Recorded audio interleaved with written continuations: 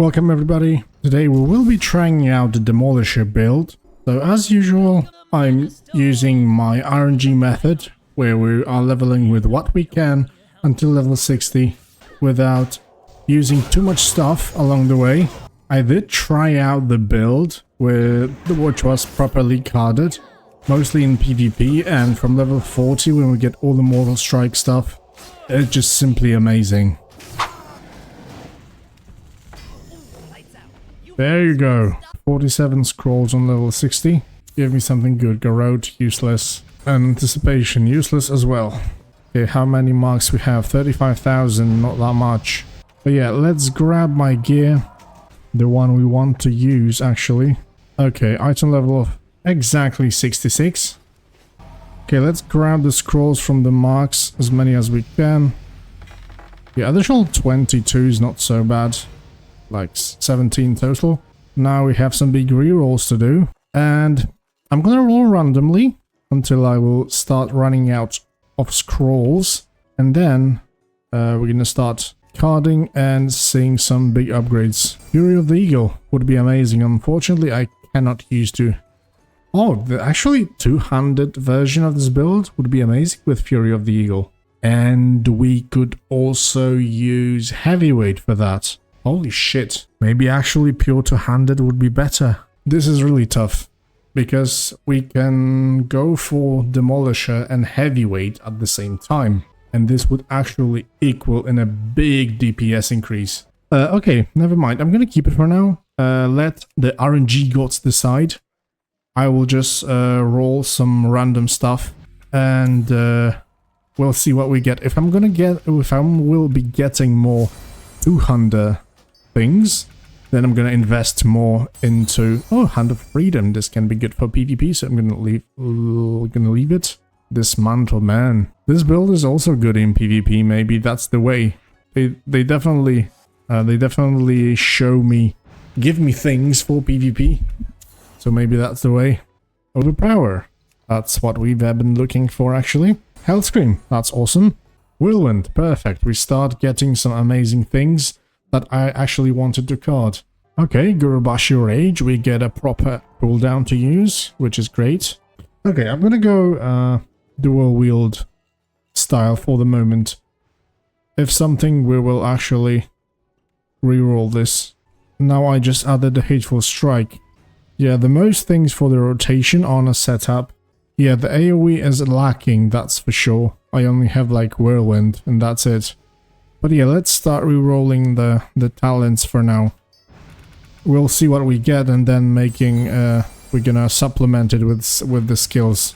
Probably like later down the line, I would also need something like Titanic Strike to increase physical damage and stuff like that, but this can still wait. There are like more core talents first to pick up. And it seems I don't have any luck today. And Rage, okay, that's something I was looking for actually. Come on, we get nothing useful today. On my rogues, I constantly got some synergy rolls. I actually get some very good scaling talents, but I cannot actually get like the core ones. I do have True Shot Aura, so for now I'm gonna keep it. One-handed weapon spec. Strength of Arms, this is good, let's keep it. Ooh, Unrelenting Assault, this is good for the overpower spam. Okay, what we actually need. This is a very juicy thing. Non-hunter melee abilities, in this case warrior abilities, grant in a hunt. This can only occur every 8 seconds. And your next Mongoose Bite deals 10% increased damage and ignores 50% of the target's armor and does not trigger its cooldown. So this is very big because, yeah, armor plays a big part of the damage decrease. So this decreases the 50% of the target's armor. And the second one is, of course, Demolisher. We take Demolisher, which will increase our melee damage. And ready to demolish. Mongoose Bite triggers no cooldown, deals 100% increased damage, and is guaranteed to critically strike. So the damage increase is pretty damn high. Now what we need is Taste for Blood. 3 out of 3. I've got info to kill. The other talents can probably be rolled. So I'm gonna leave those. Okay, this will actually allow me to play with what I want, literally. And then we're gonna do some more quests and see if we can get some other stuff for the build. Okay, so the basic premise of this build is that we spam a Mortal Strike and Hateful Strike as much as possible, and supplement with some Overpower for now. And later down the line it's going to be Whirlwind because it will pop Enrage for us. And it's going to have a similar damage, let's say, and it's also in AoE, so...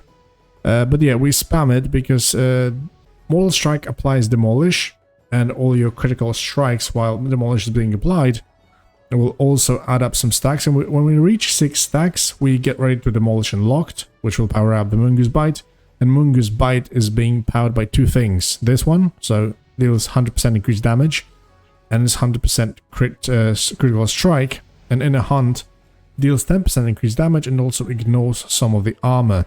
So usually we stack this faster than in a hunt, but, you know, in an ideal scenario, you've got both up and then you hit like a freaking truck, so this is very nice.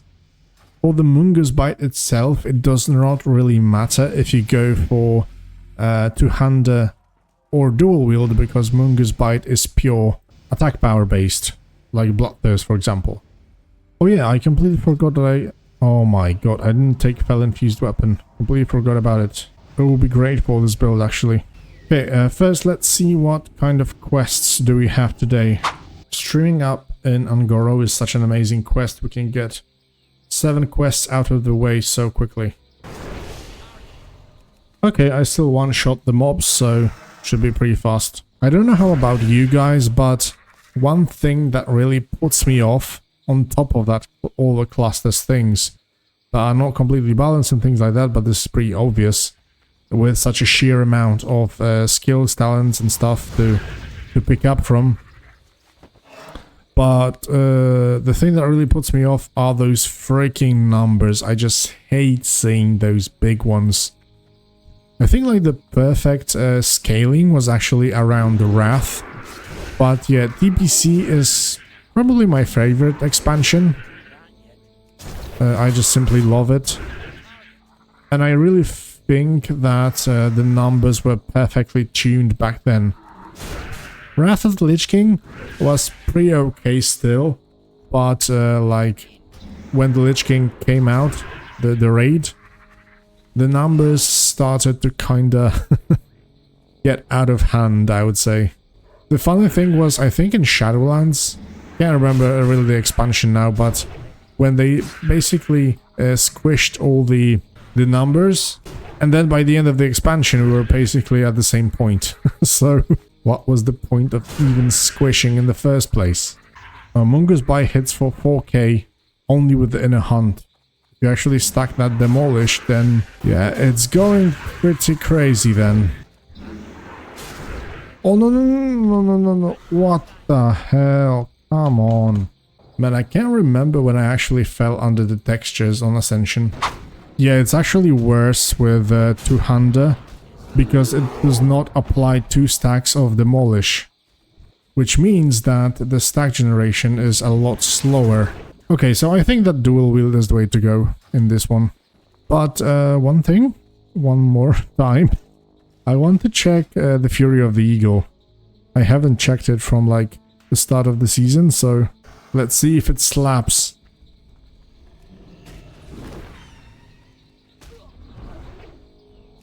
I don't know. Blade Storm seems more fun to use actually, and it seems that it has some targeting problems. Probably two-hander could be a little bit better in AoE, because of the fact that we could take Raging Lunge and then pair it up with Whirlwind, and we could have plenty of strikes to use in AoE situations. It would be capped of course, but still. Okay, let's sort out my bags. I always like to have them clean and tidy. Oh, we can test out our deeps a little bit. 13k Mungus Bite. That was pretty nice. Look at this. Mungus Bite. I hit it like 3 times and it dealt like 50% of my DPS. This is how powerful this shit is. This feels so satisfying to play when you actually, you know, see a proc, you click it, and then you see the big number. This is like the playstyle I yearn. Okay, this is the last round of quests. Then I will go further, actually. We will start relolling some stuff. Relolling, yeah. That's how it should be named. Okay, finally we're done with the quests. How much did I actually earn? 113. Not so much, but probably not so bad. I should get quite a lot of gold from the items we're gonna sell, so... Okay, let's go and see what we can get. Nice. Pretty nice amount, to be honest. Okay, it seems that the inn at Stormwind wasn't really lucky for me. So I'm gonna go on the Stormwind walls. Okay, let's go. I'm not sure. I think that from abilities I have everything from core I need. So I think I'm gonna spend everything on talents. And if I will be missing something, then I will card it. Oh, this is a nice upgrade. Thank you very much. The RNG gods. I have already some very nice scaling things, like the one-handed weapon spec, got mental quickness, got cruelty for. Two-handed weapon will be not needed anymore because we're going for single-minded fury. Hunting for sports, that's something I needed. Increases damage of your Mungus bite by 10%. How much hit I actually have? Oh, I'm hit capped, so that's fine. Intensify rage. This can be useful, I guess. Maybe not yet, but... Oh, Juggernaut. This will be nice. We will apply even more rends now. Oh, overwhelming rage. That's pretty good. I'm gonna keep it. Oh, deep wounds, finally. Wrecking crew, there you go. More damage from mortal strikes and hateful strikes. I take that. Insatiable. Oh. Nothing really that mandatory, but yeah, it's more damage from overpower nonetheless. Divine strength is nice. Oh yeah, now I remember what I needed. Spell infused weapon. Probably Wind Fury could be better in the end, but for the card investment, spell infused weapon is just better because you don't need any talents to actually supplement it. Lock this one. I can reroll Rock Biter weapon. Maybe we can get some cool spell. Combat readiness. Man, this character definitely leans towards PvP. Look at this. We've got 3 defensive cooldowns now. Got offensive cooldown, got a disarm, got a freedom. Looks pretty damn cool. If I would have some stun or CC, would be even better. Okay, let's get back to talents. Battle Mage, there you go. That's what I wanted to have. Honor Among Thieves, oh. That can be useful eventually. Okay, I need to card stuff now.